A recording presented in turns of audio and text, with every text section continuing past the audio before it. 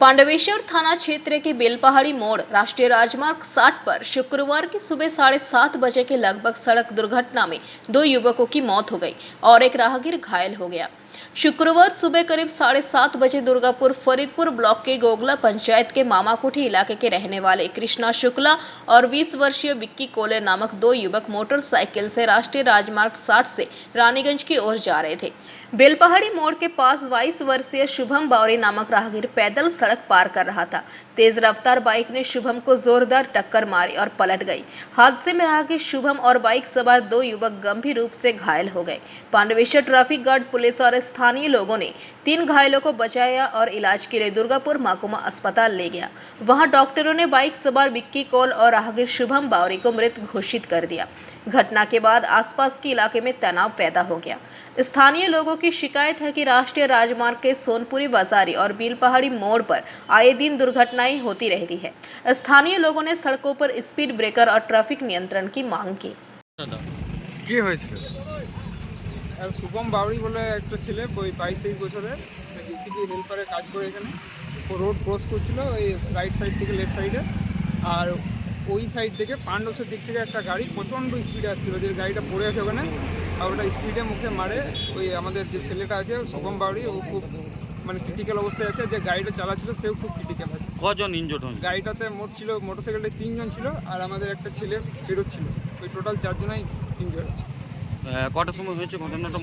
মোটামুটি আধ ঘন্টা আগে, 8:10 বাজে, আধ ঘন্টা আগে, ওই 7:30 7:40। কি নাম তোমার? रामकृष्ण घोष। पांडवेसर से मंथन पासवान की रिपोर्ट, पीवीटीवी न्यूज़।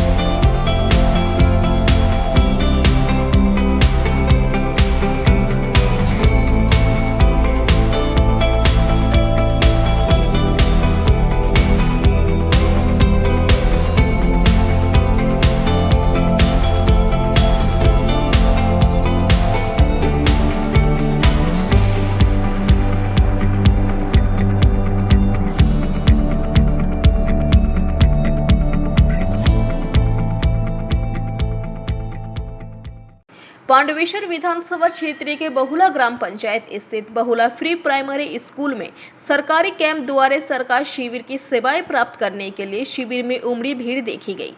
इसके अलावा तृणमूल कांग्रेस की ओर से सहायता शिविर आयोजित किया गया। सरकारी कैंप के साथ साथ तृणमूल कांग्रेस के सदस्यों ने सहायता शिविर आयोजित की। शिविर सुबह 10 बजे शुरू हुई, 3 बजे तक चला। शिविर में राज्य सरकार की 35 योजनाएं पर काम हुआ। सेवा लेने के लिए सुबह से ही शिविर में भारी भीड़ लगी रही। इस दौरान बहुला ग्राम पंचायत प्रधान सुहागिन टुडू, अंचल तृणमूल कांग्रेस अध्यक्ष Uttam Mirdha, MD Sadruddin Hussain, Dharmendra Paswan, minority cell के ब्लॉक अध्यक्ष एमडी मिराज हुसैन, कृष्णा भुइया तथा समस्त पंचायत सदस्यगण मौजूद रहे। शिविर में स्वास्थ्य साथी, लक्की भंडार और कृषक बंधु योजनाओं में लोगों ने अधिक रुचि दिखाई।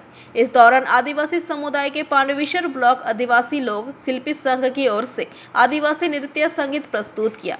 कलाकारों में सूर्य टुडू, बसंती मुर्मू आदि ने हिस्सा लिया।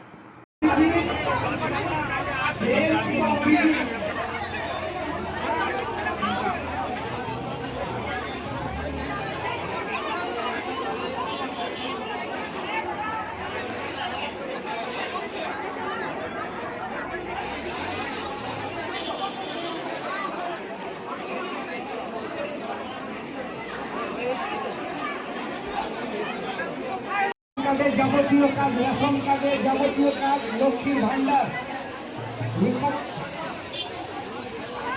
স্বাস্থ্য সাথী,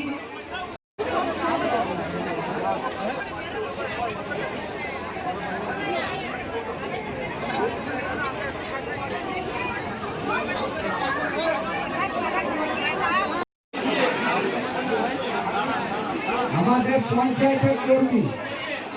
पांडवेसर से मंथन पासवान की रिपोर्ट, पीवीटीवी न्यूज़।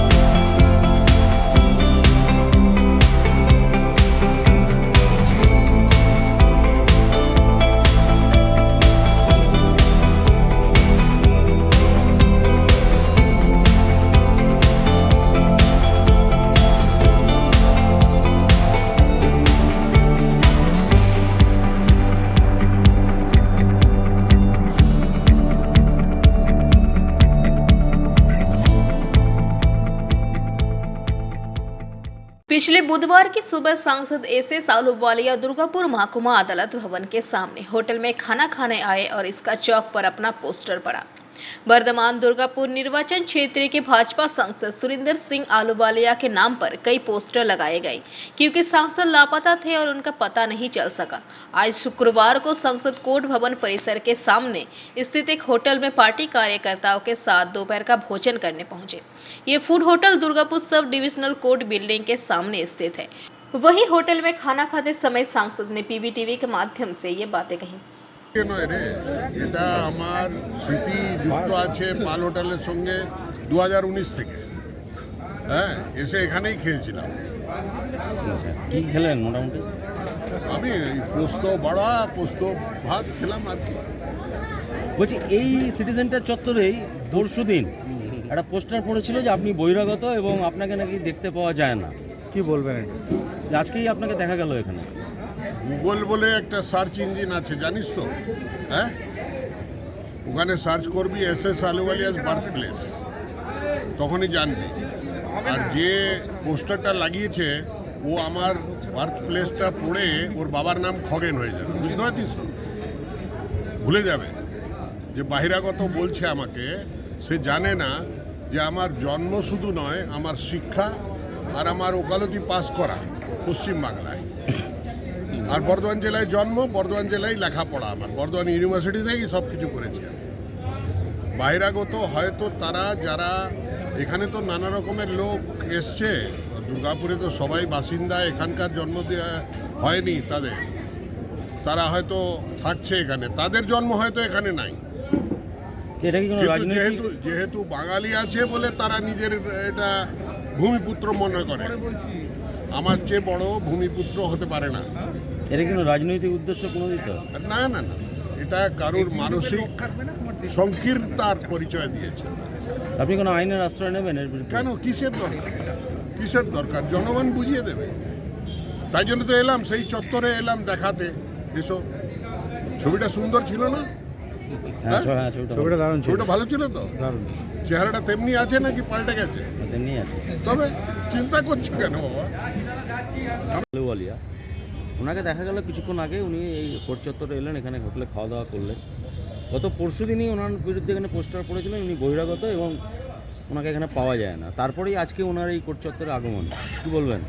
না না, সে তো ওনার আগমনই তো প্রমাণ করলো, যে ওনার আগমনই প্রমাণ করলো যে উনি আসেননি, মানে কাদম্বরী মরিয়া প্রমাণ করিয়েছিল সে মরে নাই, আর উনি এসে প্রমাণ করেছেন যে উনি আগে কখনো আসেন নাই, এই জন্য কোর্ট চত্বরে এলেন। সে তো ওনার যে কার্যপ্রণালী, সেই কার্যপ্রণালীতে প্রমাণ করলো যে দুর্গাপুরের মানুষ ওনাকে খুঁজে পাচ্ছে না, সেই খুঁজে পাওয়াটা উনি সত্য প্রমাণ করে দিয়ে গেলেন। উনি একটা যেটা বলছেন যে এখানে যে লেখা হয়েছিল যে উনি বহিরাগত, কিন্তু উনি বলছেন যে উনি এখানেই ওনার জন্ম দুর্গাপুরে, বা এখানকার বাসিন্দা, ভূমিপুত্র। হ্যাঁ, দুর্গাপুরের ভূমিপুত্র উনি বলছেন, ঠিক কথাই তো। দুর্গাপুর সম্বন্ধে 5 বছরের সাংসদ হিসাবে দুর্গাপুরের উন্নয়নের স্বার্থে ওনার কি খতিয়ান সেটা একটু দিতে বলুন, তাহলে তো বোঝা যাবে ভূমিপুত্র না বহিরাগত। অধিকাংশ সময় উনি থাকছেন কোথায়? অধিকাংশ সময় তো উনি বাইরে থাকছেন, তাহলে ভূমিপুত্র হলে বাড়ি কই, ভূমি কই, সেটা কই? সেটা তো বলতে হবে। 5 বছরে ডিএসপির কোয়ার্টার দখল করে রেখে অন্য লোককে দিয়ে সেটা না করেও তো পারতেন তো। তাহলে এখানে ভূমি বাড়ি আছে সেটা উনি দেখান। ভূমিপুত্র হলে তো এক কোনাও ভূমি বাড়ি থাকবে, বা ওনার ভূমি বাড়ি চলে গেছে, এখানকার মানুষের উপকার করতে গিয়ে ডিএসপি এসপি করতে গিয়ে চলে গেছে, সেটা উনি দেখান, তাহলে তো বোঝা যাবে যে উনি ভূমিপুত্র। আজকের এই যে আসার, এটা কি গিমিক, কি মনে করছেন? হ্যাঁ, গিমিক নয়, ওই যে বললাম কাদম্বরী মরিয়া প্রমাণ করেন যে উনি আগে মরেন, সেরকম উনি আসিয়া প্রমাণ করলেন যে ওনাকে খুঁজে পাওয়া যায় না, এই অভিযোগটা সত্য। আপনার নাম? সুব্রত মুখার্জি। আপনি? एडवोकेट दुर्गापुर। दुर्गापुर से निमाई दास की रिपोर्ट, पीवीटीवी न्यूज। कुनुस्तुड़िया क्षेत्र के नॉर्थ सियासुल ओसीपी में आज क्षेत्रीय महाप्रबंधक श्री अनिल कुमार सिन्हा की मुख्य उपस्थिति में एक विशिष्ट अभियान के तहत drill and blast solution pilot project की शुरुआत फील्ड ट्रायल ब्लास्टिंग के साथ हुई। गौरतलब है कि इस प्रोजेक्ट के क्रियान्वयन से जहां एक और क्षेत्र की एक्सप्लोसिव कास्ट में कमी आएगी, वहीं दूसरी ओर फ्लाई रॉक के फ्रेगमेंटेशन तथा ग्राउंड वाइब्रेशन को नियंत्रण किया जा सकेगा। इस बारे में श्री सिन्हा ने पीवीटीवी के माध्यम से ये बातें कहीं। वही इस दौरान महाप्रबंधक के साथ नॉर्थ सियालसोल ओसीपी के प्रबंधक श्री अशोक कर्मकार, संरक्षा अधिकारी श्री प्रसून स्मृति, ब्लास्टिंग अधिकारी श्री अर्जुन कुमार अमर, ब्लास्टिंग ओवरमैन श्री राजीव पात्र, शिफ्ट प्रभारी श्री अजय राय मौजूद रहे। इस दौरान रेवती इक्विपमेंट इंडिया लिमिटेड के ब्लास्टिंग कंसल्टेंट श्री सुकांतो घोष, महाप्रबंधक श्री रविंद्र सहित उनकी टीम मौजूद रही। Conducted, the bench height, the floor, the top of the bench, everything will get captured through photography, which will be fed into blasting software. The blasting software, having got this, will give us the exact drilling parameter, burden, spacing, depth, and the fragmentation level. It will give a prediction of the fragmentation level, wherein we can bring about changes from our own experience. We can bring about change in explosive quantity per hole, the connection parameter, and at the end of the day, we achieve a blasting which will be less costly, around 10 to 15% cost of explosive will get saved, and reduced vibration and no slide off, and the fragmentation will be better than what we are achieving. That is what we are proposing here. सबसे पहले तो मैं RL को thanks बोलता हूँ, इन्होंने इस अच्छे चीज़ पे रिसर्च करना शुरू किया, और थैंक्स टू हमारे ईसीएल मैनेजमेंट, अपने फंक्शनल डायरेक्टर को, सीएमडी साहब को, इसको एक्सेप्ट करके यहाँ पे भेजे हैं। और जैसा कि आप सुने, आरएल जो है इसमें रिसर्च कर रहा है कि जनरली प्लास्टिक में क्या होता है, स्पेसिंग बर्डन का मिसमैनेजमेंट के चलते बोल्डर होता है, वाइब्रेशन ज़्यादा होता है, फ्लाई रॉक होता है, जिससे आए दिन हमारा जो है नेबरहुड के साथ रिलेशन ख़राब होता है। और इसमें सबसे बड़ी बात है, जो बाधा है वो तो दूर होगी ही, साथ से साथ कॉस्ट जो है वो 10 से 15% कम होगा। ये एक बहुत अच्छी बात है। तो हम लोग चाहेंगे कि ये अच्छा से सफल हो और भविष्य में इसका हम लोग उपयोग करेंगे, ऐसा उम्मीद करते हैं। बहुत बहुत धन्यवाद। Thank you. और एक चीज़ हम बताना चाहेंगे, ये ऑल ओवर इंडिया में पहला प्रोजेक्ट है ईसीएल में जो हम लोग ट्राई करने जा रहे हैं। This is going to be the best attempt from our. Jamuria से दिलीप साहू की रिपोर्ट, पीवीटीवी न्यूज़। शुक्रवार की सुबह सूचना के आधार पर आबकारी विभाग ने बांकुड़ा 1 नंबर ब्लॉक के आयोगा गांव में छापेमारी कर भारी मात्रा में चुलाई शराब और शराब बनाने के उपकरण बरामद किए।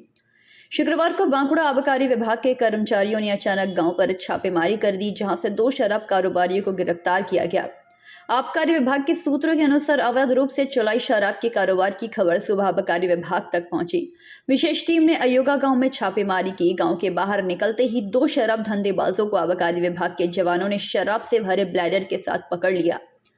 बाद में रथीन मंडल और संजय माल नाम के उन दोनों शराब कारोबारियों को गिरफ्तार कर बांकुड़ा जिला न्यायालय पेश किया गया।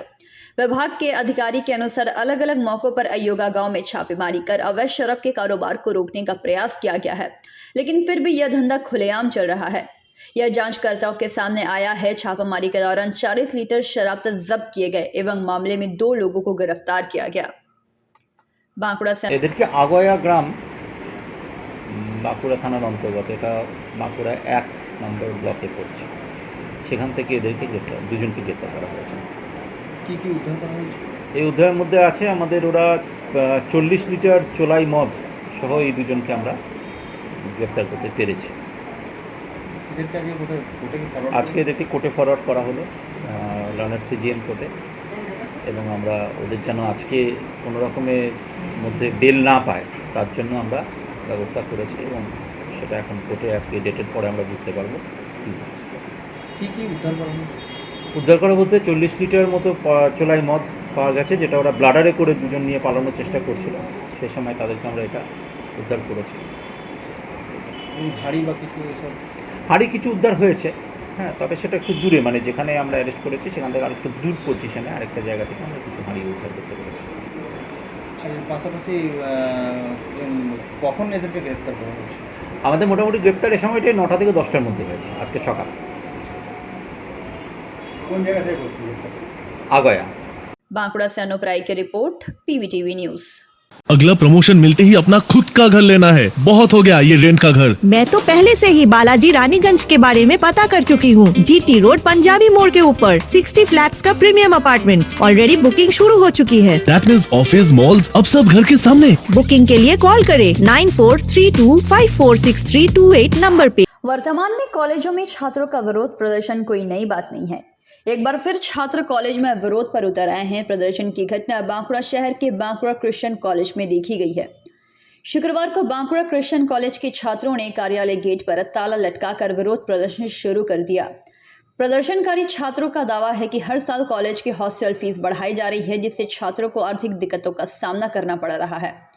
छात्रों की मांग है कि इस साल छात्रावास शुल्क एक झटके में 6,609 रुपये से बढ़कर 9,300 रुपये कर दिए गए हैं। दूसरी ओर हॉस्टल फीस में बढ़ोतरी के बावजूद हॉस्टल के बुनियादी ढांचे में सुधार नहीं हो रहे हैं। छात्रों को जो सुविधाएं मिलनी चाहिए उससे उन्हें वंचित किया जा रहा है। भोजन की गुणवत्ता भी सही नहीं है। ऐसी कई मांगे प्रबंधन के सामने रखते हुए वे कॉलेज के विरोध प्रदर्शन में उतर आए। उनकी मांग है कि कॉलेज अधिकारी इन समस्याओं का जल्द से जल्द समाधान करें। सृजन और दीपांजना नामक छात्रों ने बताया कि जब अधिकारियों को बार बार इस समस्या के बारे में बताया गया तो उन्होंने कहा कि समस्या का समाधान हो जाएगा, लेकिन फिर भी कोई समाधान नहीं हुआ। इसीलिए हमें अपनी समस्याओं के समाधान के लिए विरोध करना पड़ा। उन्होंने यह भी कहा है कि अगर आने वाले दिनों में इस समस्या का शीघ्र समाधान नहीं किया गया तो बड़े आंदोलन की चेतावनी भी दी गई। আসলে ব্যাপারটা হচ্ছে আমাদের আজকের এই কর্মসূচি একেবারেই প্রিন্সিপালকে ঘেরাও করা নয়। আমাদের এই লড়াই কোনো ব্যক্তিবর্গের বিরুদ্ধে নয়, আমাদের লড়াই গোটা সিস্টেমের বিরুদ্ধে। বিগত বেশ কয়েক বছর ধরে আমাদের প্রতি বছর আমাদের এই ফিজ, হোস্টেল ফিজ, সেটা প্রতি বছর বেড়েই চলে। কর্তৃপক্ষের কাছে গেলে কর্তৃপক্ষ জানায় আমরা তোমাদের কাছে জবাবদিহি করতে বাধ্য নই, জানায় যে রাজ্যের বেড়ে চলা অর্থনীতির সাথে তোমাদের ফিজও বাড়ছে। অথচ আমরা দেখতে পাচ্ছি যে আমাদের ফিজ যে বাড়ছে সেটা সম্পূর্ণ অবৈজ্ঞানিকভাবে এবং তার কোনো মাপজোক নেই। সেই জন্যই আমাদের এই আজকের আন্দোলন একটা জমে থাকা বারুদের বিস্ফোরণ।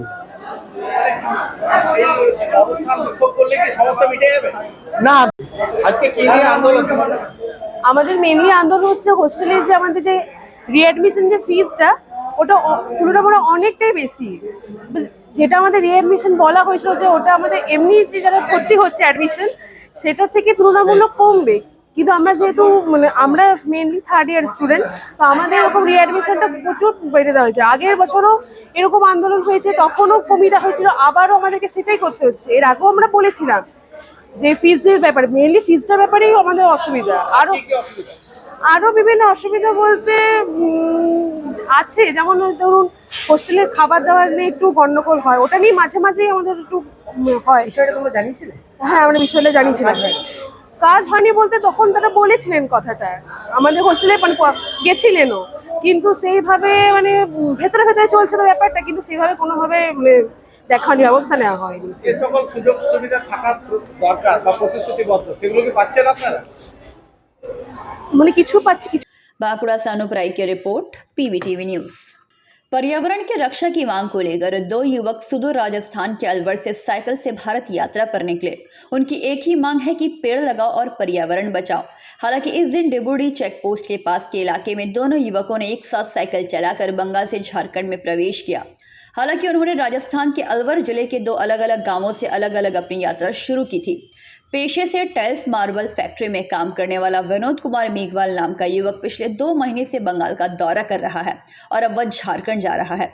उधर दिलीप कुमार मेघवाल नाम के दूसरे युवक ने बताया कि वह MSc पास कर चुका है और वह एक निजी कंपनी में काम करता था, लेकिन अब उसने नौकरी छोड़ दी है। 40,000 किलोमीटर की दूरी तय करने का लक्ष्य रखा है। इस बीच पिछले 6 महीने और 4 दिनों में 13,000 किलोमीटर की दूरी तय की गई है। लेकिन न सिर्फ पर्यावरण की रक्षा का संदेश देने के लिए उन्होंने अपनी यात्रा के दौरान 7,652 पेड़ भी लगाए। वे चाहते हैं कि देश के 1.4 अरब लोग हर साल प्रति व्यक्ति एक पेड़ लगाए। क्या कह रहे हो? अभी तक मेरा तो यही 5 स्टेट कंप्लीट हुआ है और आम आदमी को हम यही कहना चाहेंगे कि ज़्यादा से ज़्यादा पेड़ लगाएं, पेड़ काटें ना, और अपने जीवन में एक टारगेट रखें कि साल में एक पेड़ ज़रूर लगाएं। ज़्यादा ना लगा सके तो साल में एक पेड़ तो इंसान लगा ही सकता है। मेरे को अभी 2 महीना हो गया है और जो भैया हैं मेरे साथ दिलीप भैया, इनको 6 महीना कंप्लीट हो गया है और ये 13,000 किलोमीटर की यात्रा कर चुके हैं। नहीं, हम अलवर राजस्थान के हैं, बाकी गांव अलग अलग है, तहसील अलग अलग है, ज़िला एक ही है हमारा। अभी तक मैं घुमा हूँ राजस्थान, MP, उड़ीसा, छत्तीसगढ़ और वेस्ट बंगाल, अभी झारखंड जा रहे हैं और इनका अभी 13 राज्य कंप्लीट हुआ है। सुविधा तो यही है कि जो 1% लोग होते हैं जो नेगेटिव वाले, उन्होंने भैया का सामान मोबाइल तोड़ दिया, मोबाइल चोरी कर ले गए, कैमरा चोरी कर ले गए। मेरा तो कुछ अभी ज़्यादा कुछ हुआ नहीं। हमारा सफ़र का एक ही मोटो है, आम आदमी को हम यही कहना चाहेंगे कि आप ज़्यादा से ज़्यादा पेड़ लगाएं, पेड़ को काटें ना, बचाएं और अपने जीवन में एक टारगेट रख लें कि साल में एक पेड़ ज़रूर लगाएं। हमारा टोटल टारगेट है 40,000 किलोमीटर का टारगेट है और 40,000 हमने पेड़ लगाने हैं और अभी तक हमने 7,692 पेड़ लगा चुके हैं। मेरा प्रोफेशन ये है कि हम टाइल मार्बल का काम करते थे। वैसे मैंने ग्रेजुएट कर रखा है, BA कर रखा है आर्ट से। आप कहाँ का रहने वाला है, नाम क्या? हम अलवर राजस्थान के रहने वाले हैं और नाम विनोद कुमार बेगवाल है। आसनसोल से बीजू मंडल की रिपोर्ट, PBTV न्यूज़। कोयलियों के निजीकरण के खिलाफ तथा केंद्र सरकार के श्रमिक विरोधी नीति के तहत कोयला खदान श्रमिक कांग्रेस के द्वारा शुक्रवार को कनस्तोड़िया एरिया अंतर्गत अमृतनगर कोयलियों में पीट मीटिंग की गई, जहां कोयला खदान श्रमिक कांग्रेस के महासचिव हरेराम सिंह ने सभा को संबोधित करते हुए कहा कि कोयलियों के निजीकरण, श्रम कानून और केंद्र सरकार की दुर्नीति के विरुद्ध कनस्तोड़िया क्षेत्र के अमृतनगर कोयलियों 3 नंबर पीठ में प्रतिवाद सभा की गई है। सभा के दौरान केंद्र सरकार के खिलाफ जमकर नारेबाजी करते हुए अपनी सभी मांगों को सामने रखते हुए उन्हें जल्द से जल्द पूरा करने का आह्वान किया गया और चेतावनी दी गई कि अगर जल्दी हमारी मांगें पूरी नहीं की गई तो हम इससे भी बड़ा आंदोलन करेंगे। इस सभा के दौरान संगठन के एरिया सचिव रामेश्वर भगत, अमृतनगर कोयलियों के KSC के सचिव मोहम्मद साबिर, सभापति राजीव तिवारी, श्रमिक नेता बापी चक्रवर्ती समेत काफी श्रमिक गण उपस्थित थे। दादा अपन संचालन मीटिंग करें बबीदा तिवारी जी और विशेष करके आप मेरे परिवार के लोग, आपको लगता होगा कि कोयला खदान श्रमिक कांग्रेस का क्या बात हो गया है कि हर जगह, हर कोयली, हर पेट पर प्रतिवाद सभा हो रहा है। अभी अभी आप लोगों को एरियर मिला है, वेतन भी मिला है, फिर बोनस की भी तैयारी चल रही है। संतुरिया बोनस के पैसा के जुगाड़ में लगा हुआ है। पूजा से पहले बोनस मिल जाएगा, क्वार्टर बोनस भी मिलेगा, वेतन भी मिलेगा। इस बार पूजा का बाजार बहुत अच्छा होने वाला है हमारे कोयला खदान के मजदूरों का। परंतु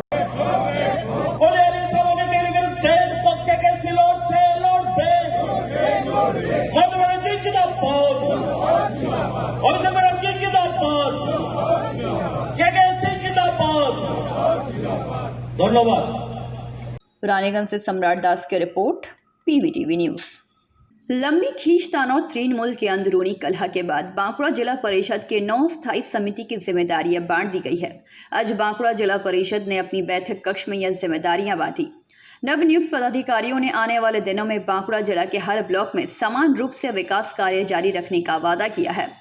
बता दें कि ग्राम पंचायत परिणाम घोषित होने के बाद से ही बांकुड़ा जिले में निर्वाचित जिला परिषद सदस्यों के बीच अघोषित प्रतिस्पर्धा शुरू हो गई थी। अध्यक्ष की कुर्सी पर कौन बैठेगा और उपाध्यक्ष कौन होगा, इसे लेकर तानातानी शुरू हो गई थी। तनाव सुलझने के बाद नतीजे घोषित होने के करीब 1 महीने बाद 14 जुलाई को अनुसुईया रॉय को बांकुड़ा जिला परिषद के अध्यक्ष की जिम्मेदारी मिली। पारितोष किस्कू सह अध्यक्ष बने। इसके बाद अन्य निर्वाचित सदस्य कार्यकारिणी का पद पाने के लिए संघर्ष करने लगे और इस लड़ाई के कारण प्रशासन को स्थायी समिति के चुनाव की तारीख को स्थगित करने के लिए मजबूर होना पड़ा। आखिरकार 8 सितंबर को एक स्थायी समिति का गठन हुआ, लेकिन पदाधिकारियों का चयन व्यावहारिक रूप से लंबित रहा।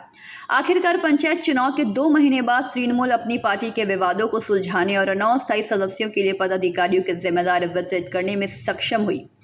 जिम्मेदारी मिलने के बाद नवनियुक्त पदाधिकारी अपने समर्थकों के साथ खुशी से झूम उठे। भविष्य में उनकी मांग एवं एक ही उद्देश्य की जिले के हर कोने में समान रूप से आगे आकर विकास कार्य को आगे बढ़ाएंगे। কিভাবে সামলাবেন? শুনতে পেলাম না, সরি। ওই যে পূর্ত দায়িত্ব পেলে এটা গুরুত্বপূর্ণ দপ্তর, কিভাবে সামলাবেন?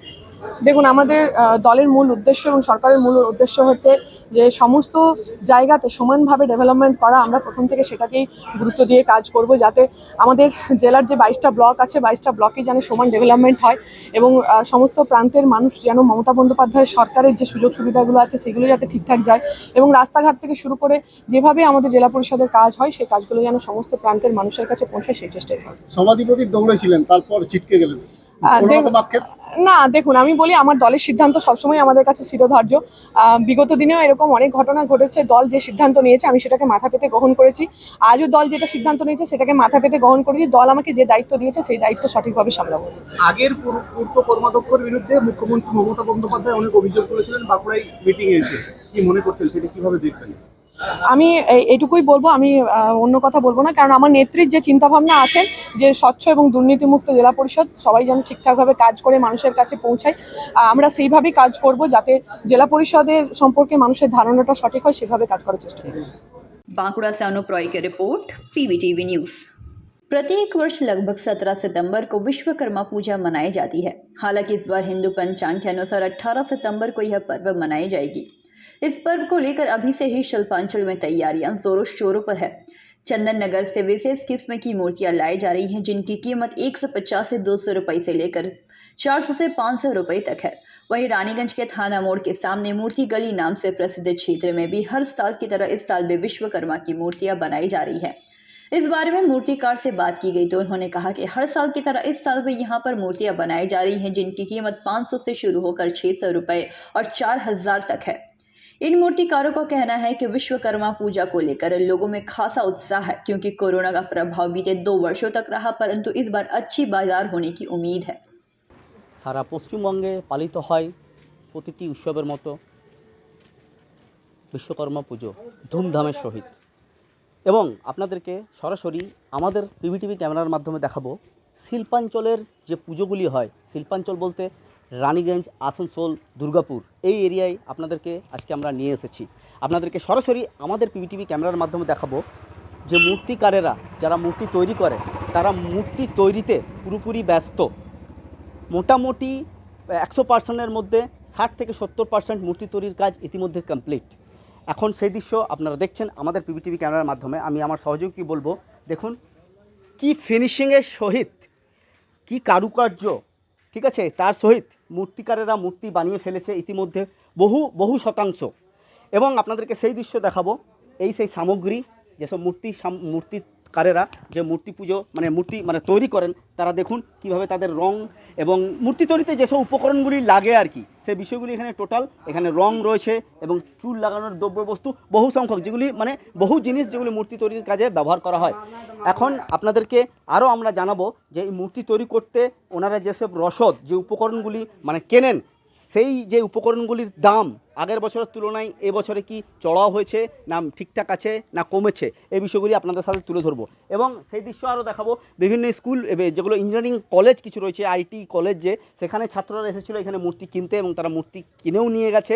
বহু সংখ্যক মানুষ আসছে, যারা কিছু মানুষ যারা এখানে এখন মূর্তি তৈরি হওয়ার পর এখানে দেখছে এবং তারা কিনেও নিয়ে যাচ্ছে। মোট মিলিয়ে অর্ডারের ঠাকুর এরা বানান।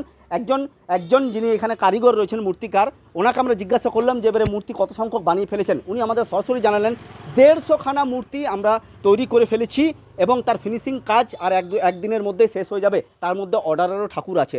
আরও বিস্তারিত জানতে সরাসরি আমাদের চ্যানেলের মাধ্যমে আপনাদের সামনে আরও বিষয়গুলিকে তুলে ধরবো ওনার মূর্তিকারের সাথে কথা বলে। আরও বিস্তারিত জানতে সঙ্গে থাকুন, আমি সম্রাট।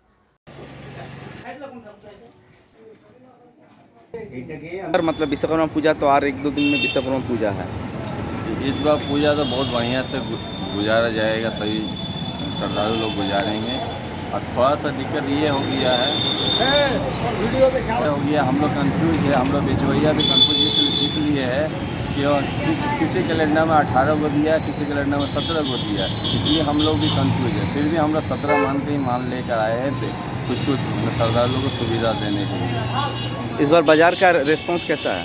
बाजार तो मतलब सभी महंगाई के अनुसार सभी चीज़ का तो बढ़ते जा रहा है, इसीलिए थोड़ा 19-20 हुआ है रेट में। कस्टमर आ रहे हैं? कस्टमर आज पहला दिन है, कस्टमर আগামী 18 তারিখ তো মানে বিশ্বকর্মা পুজো, এরকম প্রস্তুতি পর্ব চলছে এবং কোন সংস্থা থেকে মানে কোন ইনস্টিটিউট থেকে তোমরা পুজো করছো?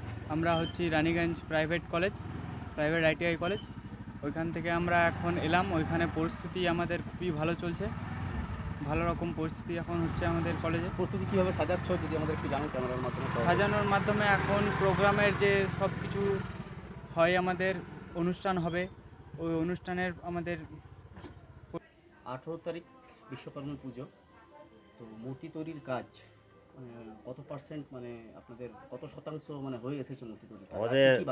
আমাদের হয়ে এসছে, মানে কালকেও কিছু মাল নেবে, পরশুও কিছু মাল নেবে। হ্যাঁ, আর 18 তারিখ পুজোটা পড়ছে এই জন্য দুদিনের, 17-18 হ্যাঁ দুদিনের পুজো। মানে কত সংখ্যক মূর্তি বানিয়ে ফেলেছেন? আমি তো 150 খানা বানিয়েছি। কেন বিশ্ব দুর্গা ঠাকুর আছে না, দুর্গা ঠাকুরের জন্য। সবই কি একই হাইটের মূর্তি? না, সব রকমের মূর্তি আছে, কুমার গলিতে সব রকমের মূর্তি পাবে। আচ্ছা, এবারে বাজার দর মানে আপনার যে কাঁচা মালগুলো না, বাজার দর উঠছে না। চড়া দামে কিনতে হচ্ছে কি? না, আপনারা যেখান থেকে আমরা মাল নিচ্ছি চড়া দামে, কিন্তু বেশ বিচি আমরা কিন্তু ওই। रानीगंज से सम्राट दास की रिपोर्ट, पीवीटीवी न्यूज़। रानीगंज काफ़ी प्राचीन शहर है। यहाँ पर ऐसे कई भवन हैं जो सैकड़ों साल पुराने हैं, जिस वजह से अब वह भवन टूटने की कगार पर आ चुकी हैं एवं कभी भी बड़ी दुर्घटना घट सकती है। लेकिन अभी भी उन इमारतों में लोग रहते हैं, जिस वजह से उन इमारतों को तोड़ पाना कानूनी रूप से मुश्किल हो रहा है। ऐसा ही एक भवन रानीगंज के नेताजी मोड़ पर नेताजी मूर्ति के सामने बना हुआ है। यह भवन भी लगभग 100 सालों से ज़्यादा पुरानी है। इस भवन का ऊपरी हिस्सा लगभग पूरी तरह से टूट चुका है, निचला हिस्सा भी जर्जर हो चुका है। बड़ी बड़ी दरारें देखी जा रही हैं, लेकिन इस भवन के नीचे कई दुकानदार अपना व्यवसाय चलाते हैं और अपने परिवार का पेट पालते हैं। एक अनुमान के मुताबिक इस भवन के नीचे जो दुकानदार हैं, उनको और उनके परिवार को मिलाकर करीब 200 लोग इस पर निर्भर हैं। ऐसे में इस भवन को लेकर आसनसोल नगर निगम के रानीगंज बोरो 2 ऑफिस भी बेहद चिंतित है। ज्ञात हो कि तकरीबन 2 साल पहले रानीगंज के ही तिलक रोड इलाके में ऐसी है कि पुरानी इमारत की बालकनी टूटकर गिर गई थी, जिस वजह से उस वक्त उस बालकनी के नीचे से गुजर रहे कई युवक की जान चली गई थी। फिर से इस तरह की कोई घटना ना हो, इसके लिए रानीगंज बोरो दफ्तर सक्रिय हो गई है। चेयरमैन मुजम्मिल शहजादा ने कहा कि आसनसोल नगर निगम और रानीगंज बोरो दफ्तर पुरानी इमारतों की वजह से किसी की जान नहीं जाने देगी और पुरानी इमारत को उनके मालिकों के द्वारा तोड़ने के लिए नोटिस दिया जाएगा। अगर समय रहते इन इमारतों के मालिक उन भवनों को नहीं तोड़ते तो आसनसोल नगर निगम की तरफ से कार्रवाई की जाएगी। साथ ही उन्होंने नेताजी मूर्ति के पास वाले भवन के बारे में भी कई बातें बताई। वहीं दूसरी ओर मौके पर मौजूद हमारे संवाददाता ने पूरे खबर की विस्तृत जानकारी ली। India railway first laid the line up to Raniganj in the year 1855.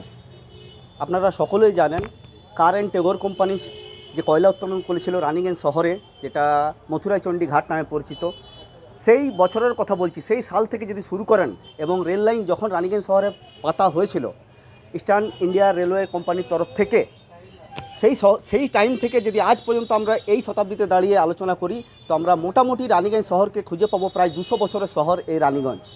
এখন আপনাদেরকে যে জায়গায় আমরা নিয়ে এসেছি সেটি হচ্ছে আসানসোল কর্পোরেশনের অন্তর্গত রানীগঞ্জ বোরো 2। রানীগঞ্জ বোরো 2 এর আওতায় রানীগঞ্জ শহর এবং রক্ষণাবেক্ষণও করে থাকে রানীগঞ্জের বোরো 2। আপনাদেরকে আমরা সরাসরি নিয়ে এসেছি রানীগঞ্জের নেতাজি মোড় সংলগ্ন এরিয়ায়। রানীগঞ্জ প্রায় বহু বছর পুরনো এই শহর, কিন্তু এই শহরে রয়েছে বহু সংখ্যক জীর্ণ বহুতল বাড়ি, কোথাও দুতল কোথাও বহুতল এরকম বাড়ি। কর্পোরেশনের তরফ থেকে অর্ডার বার করে অনেক এরকম ডেঞ্জারাস মুভমেন্ট বাড়িগুলোকে ভেঙে ফেলা হয়েছে। এখন আপনাদেরকে যে বিল্ডিংটি আপনাদেরকে দেখাবো সেটি হচ্ছে অতি পুরনো বিল্ডিং, অতি বছর প্রায় পুরনো বিল্ডিং এবং এখনও জীর্ণ অবস্থায় রয়েছে। আমি আমার সহযোগীকে বলবো সেই বিল্ডিংয়ের যে দেওয়াল প্রস্তর দেখুন, পুরো বড় বড় চিড় এবং ফাটল ধরেছে। উপরিতলের কন্ডিশন মানে উপরিতলের যে কন্ডিশন প্রচণ্ড ডেঞ্জারাস অবস্থায় আছে, যে কোনো মুহূর্তে বিপদ হয়ে যেতে পারে। এবং এই বিল্ডিংটি রয়েছে ঠিক রানীগঞ্জের নেতাজি মোড় সংলগ্ন এরিয়ায়, নেতাজি মূর্তির ঠিক সামনে কর্নার করে, এবং এখানে রয়েছে রানীগঞ্জের মেল মুখ্য মানে যেটা বাজার শহরের বাজার, সেটা হচ্ছে এমজি রোড বড় বাজার। বহু মানুষ যাতায়াত করে এই বাজার দিয়ে এবং এই বিল্ডিংয়ের নিচে তলায় মানে গ্রাউন্ডে বহু দোকান রয়েছে, যেখানে বহু মানুষ আসেন, তারা নিয়মিত এখানে বসেন এবং বিভিন্ন কাজে তারা এখানে আসেন, দোকানদারি দোকানপাট করতে আসেন। তাদের ক্ষেত্রেও সেই ব্যাপার একই, হঠাৎ কোনো কারণে যদি দুর্ভাগ্যবশত এই বিল্ডিংয়ের কিছু প্রস্তর নিচে গিরে পড়ে তাহলে কিন্তু ভয়ঙ্কর পরিস্থিতি তৈরি হবে, প্রাণহানিও ঘটতে পারে। আপনারা সকলেই জানেন এই বিল্ডিং থেকে কিছু দূরে তিলক রোড এরিয়ায়, যেখানে প্রায় কয়েক বছর 1.5 থেকে 2 বছর আগে বিল্ডিংয়ের প্রস্তর গিরে এক যুবকের প্রাণ নেয়। আসুন আমরা কথা বলে নিই এসব স্থানীয় দোকানদারদের সাথে এবং রানীগঞ্জ বড় 2-এর যিনি দায়িত্বভারে রয়েছেন বড় চেয়ারপারসন মুজাম্মিল শাহজাদা আনসারি, আসুন দেখে নিই উনি আমাদেরকে কী জানাচ্ছেন বিস্তারিতভাবে।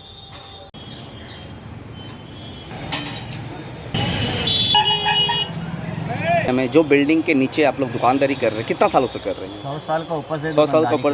अच्छा, आप ये चीज़ बताइए, जो आप लोग जब दुकानदारी यहाँ करते हैं, बिल्डिंग का जो जर्जर हाल, इतना पुराना बिल्डिंग देख कितना टेंशन में रहते हैं? बहुत टेंशन, रात में तो नींद नहीं आता, जब पानी होता है तो ऐसा लगता है कि कब बैठेगा और कितना आदमी मरेगा, ये भी गारंटी नहीं है। इतना खास्ता अवस्था है कि आदमी पल पल करके मर रहा है। बिल्डिंग का चारों तरफ दरार पड़ गया, मोटा दरार है एकदम। दरार, कभी भी एक्सीडेंट हो सकता है, इसका जिम्मेदार कौन होगा? कमेटी होगा, मतवली हो या दुकानदार होगा, इसका अभी तक पता नहीं चला। कोई गार्जियन नहीं है इस बिल्डिंग का अभी भी। अच्छा, ये आपका ऐसे मतलब कितना डर से आप लोग यहाँ दुकानदारी कर रहे हैं? हम लोग मोटामोटी 80-90 साल से दुकानदारी कर रहे हैं। अच्छा, कितना डर लेके कर रहे हैं, टेंशन में? ऊपर का डर तो बहुत ही है, रात को नींद पूरा हुआ है हम लोग का। क्यों सर, अगर आप हम लोग को यहाँ का बताएं। कमेटी वो बोला कि हम लोग करेंगे, मकान मालिक बोला हम लोग करेंगे, अब मेरा मकान मालिक आया कि वो बोला हम लोग करेंगे। अभी तक ये तीनों का पैसा दिया तो मकान बनेगा कैसे? बिल्डिंग का कंडीशन बहुत ही खराब है, जब कभी एक्सीडेंट हो सकता है। अच्छा, मोड मिला के कितना दुकानदार है आप लोग यहाँ पे बिल्डिंग के? 10 दुकानदार। 10 आप लोगों का स्टाफ है, कितना टेंशन लेके आप लोग दुकानदारी करते हैं? जो कंडीशन इस बिल्डिंग का है, बिल्डिंग का कंडीशन किस अवस्था में देख रहे हैं अभी आप लोग? देखिए, नीचे का पोजीशन तो सब पिलर पे है, सब ठीक है नीचे का पोजीशन। ऊपर का पोजीशन है, 4 साल से जो टेनेंट था वो टेनेंट है नहीं, उसको खाली किया हुआ है, चाबी ताला मारा हुआ है। उसमें आपसी इन लोगों का क्या है प्रॉब्लम, इसके वजह से इससे पहले आज साल भर होने वाला है, पूजा का पहले मीटिंग हुआ था एक बार हम लोगों का म्यूनसिपल कॉरपोरेशन में, म्यूनसिपलिटी में, रानीगंज म्यूनसिपल में हुआ था। तो आपसे हम लोग कई बार बैठक किए मगर इसमें कोई हल नहीं निकला, सोल्यूशन अभी तक नहीं निकला था। सोल्यूशन नहीं निकला। अब हम लोग जो है किससे बात करें, हम लोग बीच मज़ेदार। স্যার, রানীগঞ্জ শহরে মানে বহু প্রাচীন মানে শহর রানীগঞ্জ, কয়লাখনি শহর। তো এখানে প্রায় 150 থেকে 200 বছরের বহু জীর্ণ বিল্ডিং এখনও রানীগঞ্জ শহরে দাঁড়িয়ে রয়েছে।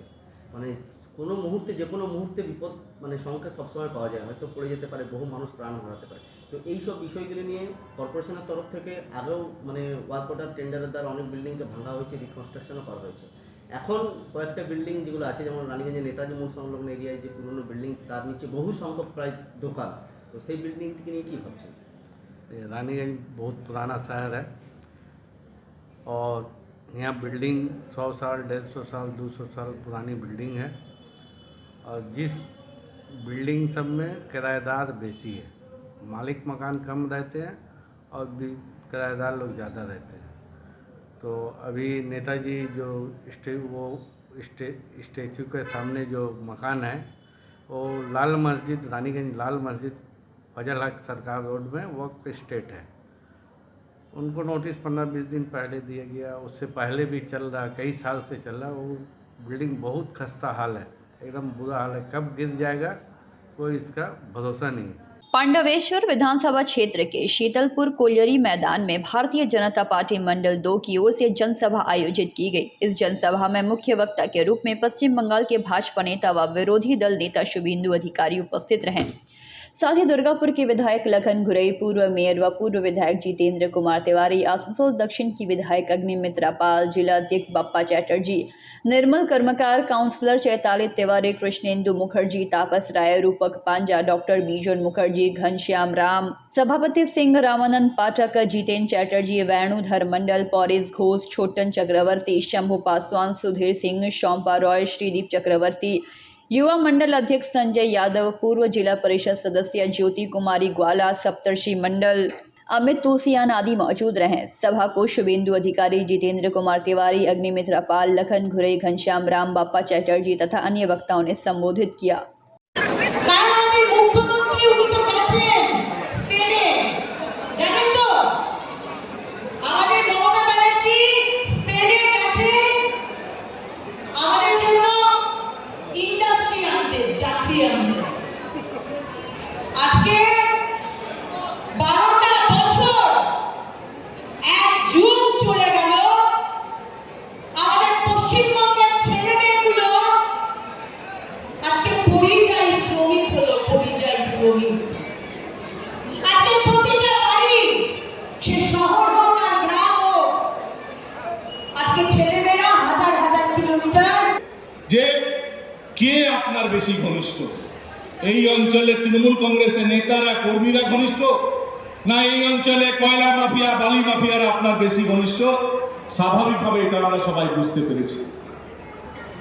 এসছিলেন নবজোয়ার যাত্রা করতে, বলেছিলেন যে এবার আমরা ফ্রি অ্যান্ড ফেয়ার ভোট করাবো। আমি সেদিনই বলেছিলাম বিজেপি বিজেপি বিজেপি জিন্দাবাদ, বিজেপি বিজেপি বিজেপি জিন্দাবাद। पांडवेश्वर से मंथन पासवान की रिपोर्ट, PVTV न्यूज़।